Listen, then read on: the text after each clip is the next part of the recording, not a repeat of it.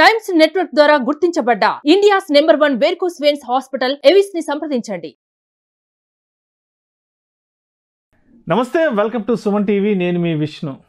స్వర చక్రవర్తి వాయిస్ గురు ఎంఈ ఆజాద్ గారు ప్రస్తుతం నా ఎదురుగా ఉన్నారు. అండ్ వారితో మాట్లాడి ఎన్నో ఆసక్తికరమైన విషయాల గురించి చర్చించుకుందాం.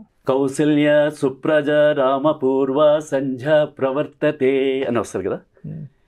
కనీస విద్యార్హత ఉన్నా లేకున్నా వయసు మీరినా సరే SSC inter BA BCom MA MCom ఏ కోర్సులైనా సరే రెగ్యులర్ లేదా పోషణ శిక్షణకై అత్యుత్తమ సాధనం వెయ్యి అకాడమీ. స్వల్ప వ్యవధిలో ఇంజనీరు కావాలంటే కర్తవ్యం Venkateswara engineering college. NDA IMA IAF Korukonda ఎంట్రన్సులకు కర్తవ్యం శివాజీ మిలిటరీ అకాడమీ. వివరాలకు Venkateswara education academy, Chikkadpally, Hyderabad. Super. Yes. ఇది చెప్తే ఆయన లేచిపోయాడు. అరే అని ఆ ఫేస్లో ఇది వచ్చింది.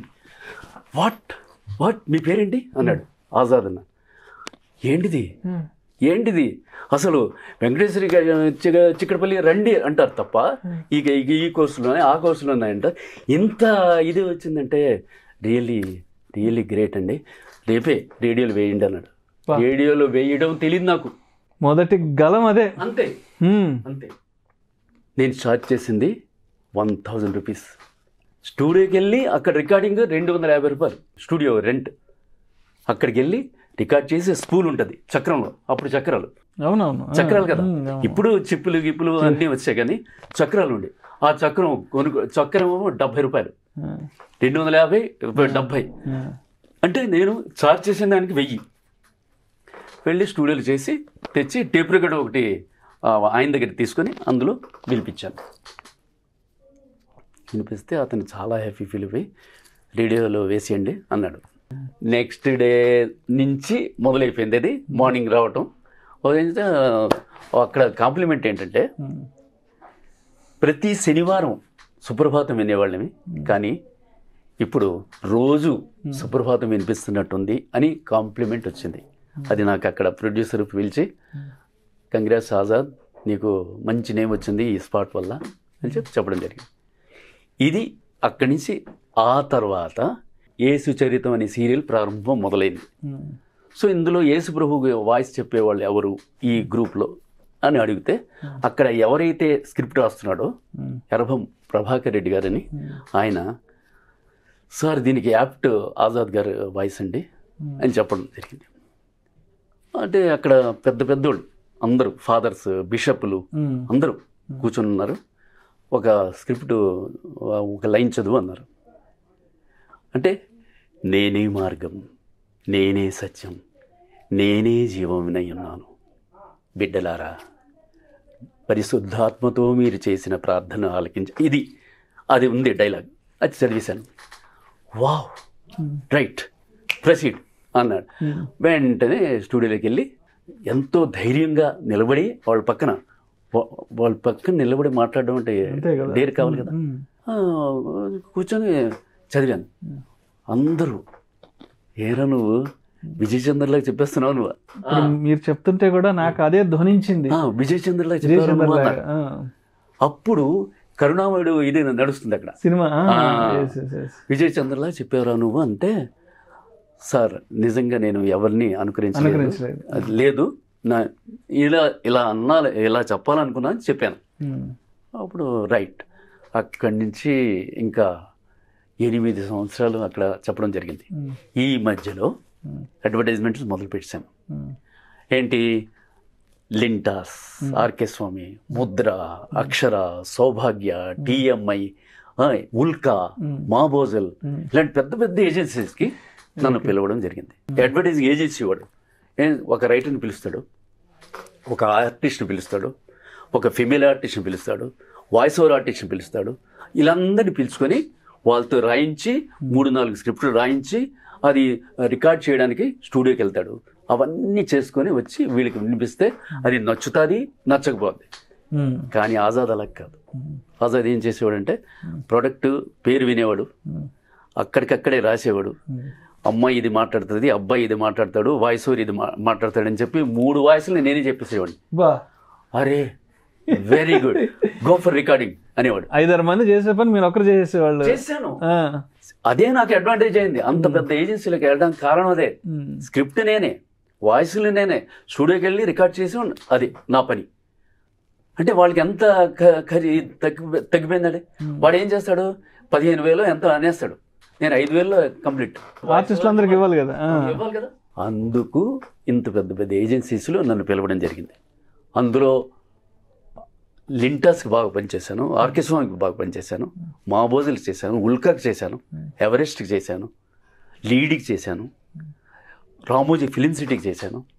సో ఇన్ని ఏజెన్సీల్లో నాకు రామోజీ ఫిలిం సిటీలో కూడా మంచి నేమ్ వచ్చింది. సో అయితే మీకు గుర్తుండే, ఇప్పుడు గుర్తున్న అప్పుడు చేసిన ఒక మంచి యాడ్ ఒకసారి మనం. మంచి అంటే చాలా ఉన్నాయి దాంట్లో, అసలు ఇంకా మర్చిపోనిది, అసలు మర్చిపోనిదా. మీరు కూడా అప్పుడప్పుడు ఇంట్లో గుర్తు తెచ్చుకునేది. ఈసీటీవీ అని చేశాను. ఈసీటీవీ అంటే నాకు ఈ అడ్వర్టైజ్మెంట్స్లో అవార్డులు ఎప్పుడైనా విన్నారా మీరు మీ జీవితంలో? అంటే మీరు చిన్న వయసు చిన్నది, అంటే ఇప్పుడు ఈ రంగంలో ఉన్నారు కాబట్టి ఎప్పుడైనా అడ్వర్టైజ్మెంట్కి అవార్డు వచ్చడం విన్నారా? లేదు కదా. అడ్వర్టైజ్మెంట్కి అవార్డు లేదు, మామూలుగా ఆర్టిస్టులకు అవార్డులు ఇస్తుంటారు. అడ్వర్టైజ్మెంట్కి అవార్డు నేను ఎక్కడ, కానీ నాకు వచ్చింది. అది ఆర్కెస్ట్రా వరకు వచ్చింది. బావా ఎప్పుడు వచ్చేటివి, ఏమి తెచ్చితివి, తెచ్చి తిన్ని కొరకు, తెచ్చి తిన్ని కొరకు ఈసీటీవీ. ఈసీటీవీయా? భారతదేశంలో ఫస్ట్ టీవీలలో ఇది నీకు బెస్ట్. అలాగా అత్యుత్తమ సాంకేతిక పరిజ్ఞానంతో తయారై కలర్ మరియు బ్లాక్ అండ్ వైట్ మోడల్స్లో అందరికీ అందుబాటు ధరలో ఈసీటీవీలు. మీరు ఇప్పుడు చెప్తుంటే గుర్తుకు వస్తుంది, ఎప్పుడో మా చిన్నతనంలో ఒక 25 ఏళ్ళకు పూర్వం 30 ఏళ్ళకు పూర్వం విన్నట్టు ఇప్పుడు గుర్తు వస్తుంది. టీవీలోనూ రేడియోలోనూ వచ్చిన యాడ్ లాగా. వాయిస్ ఓకే, అది అవార్డు వచ్చింది యాడ్ క్లబ్ లో, పెద్ద ఆనర్ చేశారు వాళ్ళు. ఇంకొకటి చెప్పండి. తర్వాత రివేరీ ఎయిర్ కూలర్ అని ఒక యాడ్. దానిలో నాకు పౌరాణికం అంటే ఇష్టం అని చెప్పాను కదా చిన్నప్పటి నుంచి. సావిత్రి యమధర్మరాజు పెట్టాను, సావిత్రి యమధర్మరాజు. అందులో పెట్టి సావిత్రి ఏదైనా కోరుకో అది నువ్వు నీ పతి ప్రాణంపు దక్క, అమరులెటులైన దివ్య సుఖములు పొందవచ్చు, మనుజలోకాన బ్రతుకు నరక ప్రాయంబు, సూర్యతాపంబున ఉక్కతో బిక్క చచ్చుదురు జనులు, తాపోపశమనమేదేని తెలుపుమా ధర్మరాజా. అటులనే నేటి నుండి జనులు రేవేరి అను చేతలేని వల్ల చల్లటి గాలులతో వసింతురుగాక రేవేరి ఎయిర్ కూలర్ 3 మోడల్స్లో అని చెప్పాను. మై గాడ్, ఒక కమర్షియల్ అడ్వర్టైజ్మెంట్ని ఒక పౌరాణిక మాడ్యులేషన్లో చెప్పడం అనేది, ఆ రోజుల్లో దాన్ని రిసీవ్ చేసుకోవడం అనేది చాలా గొప్ప విషయం. అది చెప్పడం వల్లే నేను అంత ఫాస్ట్గా పెద్ద పెద్ద ఏజెన్సీలో ఎంటర్ అయిపోయి. అంటే మామూలుగా ఒక ఎయిర్ కూలర్కి సంబంధించి ఏంటంటే పలానా ఎయిర్ కూలర్ ఇది స్పెషాలిటీస్, ఇల్లంతా చల్లబడుతుంది అంతే, ఒక మాటలు అయిపోతుంది. బట్ దాన్ని పౌరాణికంగా తీసుకెళ్లడం అనేది, అది ఆ రోజు అది అర్థం చేసుకోవడము, ఆ కాన్సెప్ట్ అర్థం చేసుకోవడము. అంతేకాకుండా సుధాకర్ పీవీస్ పైప్ నేను చేశాను. అది పద్మాలయ స్టూడియోలో, కృష్ణ గారు స్టూడియోది. అక్కడికి వెళ్ళి సార్ని అడిగాను. అంటే అక్కడ శాస్త్రి గారు అని ఎవరు మేనేజర్ ఉండేవారు, అతను ఒక రథం ఒక అంపశయ్య కావాలని చెప్పాను. అంపశయ్య అయితే 6,000 కట్టండి అన్నాడు అప్పుడు. అంటే నేను అంత ఇవ్వలేను సార్, చిన్న యాడ్ ఇది, 60 సెకండ్స్ యాడ్ ఇది, నేను ఇవ్వలేను సార్ అని. అయితే సార్ దగ్గరికి వెళ్ళండి అన్నాడు. కృష్ణ గారి దగ్గరికి వెళ్ళిపోయాను. నాతో పక్కన కెమెరామన్ ఉండేవాడు, మంచి ఇన్ఫ్లుయెన్స్డ్ కెమెరామన్, సురేందర్, మంచి మాటకారి. సార్ దగ్గరికి వెళ్ళిపోయి, సార్ నమస్కారం సార్, నేను చెప్పు సార్, చిన్న యాడ్ చేస్తున్నారు సార్ ఈయన ఆజాద్ అని, కొత్తగా వచ్చాడు పాపం. అయితే శాస్త్రి గారు చెప్పండి 3,000 కట్టమని చెప్పండి చాలు, 3,000. కృష్ణ గారు చెప్పారు రథానికి అంపశయ్యకి 3,000. అక్కడ పృథ్వీ అని ఉన్నాడు కదా, పృథ్వీరాజ్ అర్జునుడు, 1,000 రూపాయలు ఇచ్చాను ఆయనకి, 1,000 అప్పుడు 1,000తో అర్జునుడు. ఇంకొక భీష్ముడికేమో అక్కడ ఎవడో పనిచేస్తుంటే వాడిని భీష్ముడిలాగా పెట్టేసి అంపశయ్య మీద ఆయన పడుకోబెట్టేశాను. అర్జునుడిని సూపర్, అది ఎన్టీ రామారావులో ఉండేవాడు ఆయన, పృథ్వీ. అవునవును, అప్పట్లో ఆయన కొన్ని గడప్స్ కూడా వేసారు రామారావు. సో రామారావు గారు అప్పుడు అతన్ని అర్జునుడిలో పెట్టి రథం మీద నిలబెట్టాను. అంటే నేను క్రియేషన్ చెప్తున్నాను మీకు. పితామహ నన్ను క్షమించని చెప్పి బాణం కొడతాడు. కొట్టగానే టర్ర వెళ్ళిపోయి ఆయన తగిలిపోద్ది. ఎక్కడ? భీష్ముడికి. పార్థ కాస్తంత గంగాజలం తాగించు, దాగుగా ఉంది అంటాడు. పితామహ మళ్ళీ కొడతాడు. కొట్టగానే మీదకి వెళ్ళి కిందకి దిగుతూ పైప్ అయిపోద్ది.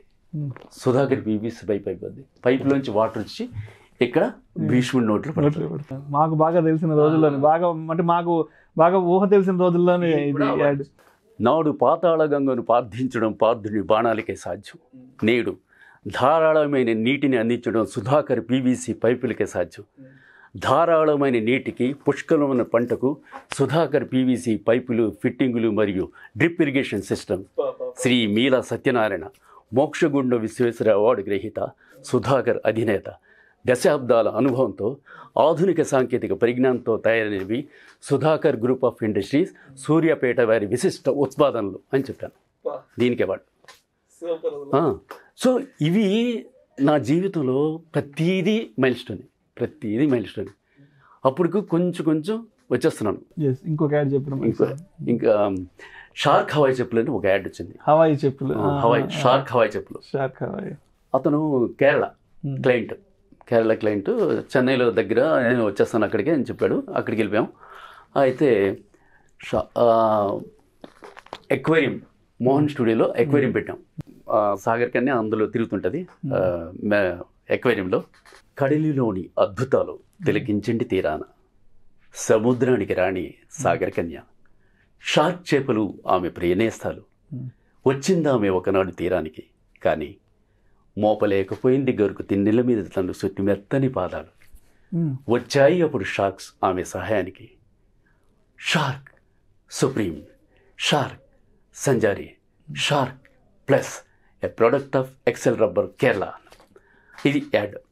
షార్క్ వచ్చాయి అప్పుడు షార్క్స్ అనగానే ఆ షార్క్ చేపలు వెళ్తుంటాయి కదా, చెప్పులు అయిపోతాయి. చెప్పులు అయిపోయి ఒడ్డుకు వచ్చి పడతాయి. వచ్చాయి అప్పుడు షార్క్స్ ఆమె సహాయానికి.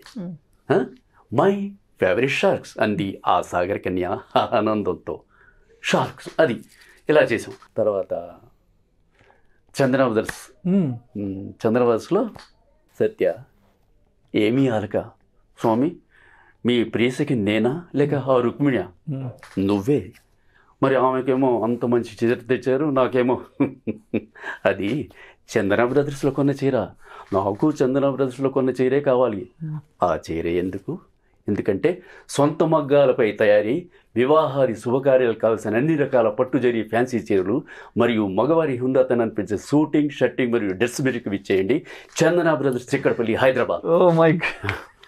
అద్భుతం. ఇలాగ చేసుకుంటూ ప్రయోగాలు అన్ని పౌరాణికలు టచ్ చేసినాం. తర్వాత సాంఘికంలోకి వచ్చాను.